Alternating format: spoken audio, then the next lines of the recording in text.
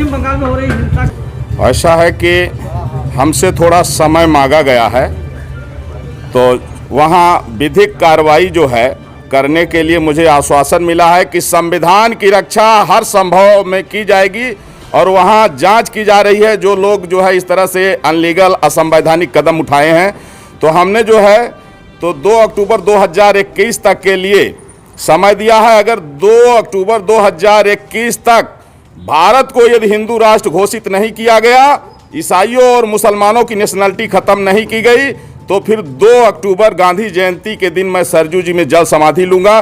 क्योंकि देश का विभाजन हिंदू मुसलमान के नाम पर हुआ है और मुसलमानों ने उस समय जो है कहा कि हम हिंदुओं के साथ नहीं रह सकते हैं, हमको अलग देश चाहिए, और पाकिस्तान बांग्लादेश उनको दिया गया जो मुस्लिम देश घोषित हो गया।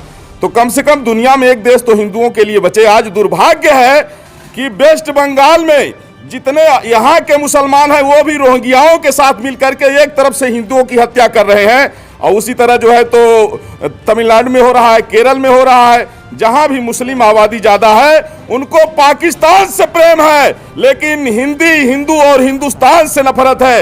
ये हिंदू और हिंदुस्तान के वजूद को मिटाना चाहते हैं।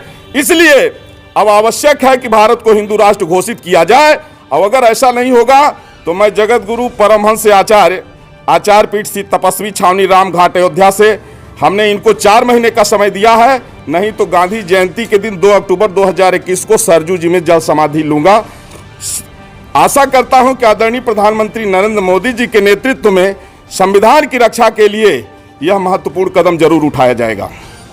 कि जब वहां की स्थिति से पता लगा कि जब वहां राज्यपाल महोदय पीड़ितों से मिलने के लिए गए, तो जिस तरह से वहाँ के मुस्लिम समुदाय ने, रोहिंग्याओं ने उनके साथ में जो बदसलूकी किया, इससे ये पता लग रहा है कि अब पूरे देश में मुसलमानों की नागरिकता समाप्त होनी चाहिए, भारत हिंदू राष्ट्र घोषित होना चाहिए।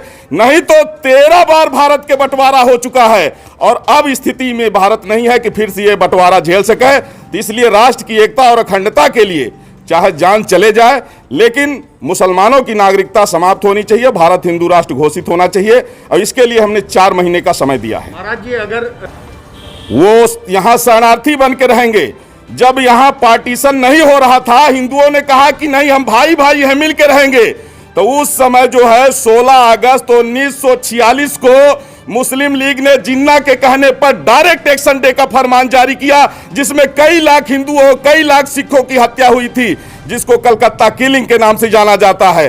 तो जब वो देश बट गया, धर्म के नाम पर बटा, उनको अलग देश मिल गया, और पाकिस्तान बांग्लादेश में हिंदुओं की नेशनलिटी नहीं है, इसलिए हिंदुस्तान में इनकी नेशनलिटी खत्म होनी चाहिए। अगर इन्हें रहना है तो ये शरणार्थी बन के रहेंगे, लेकिन नागरिक बन के नहीं रहेंगे। महाराज जी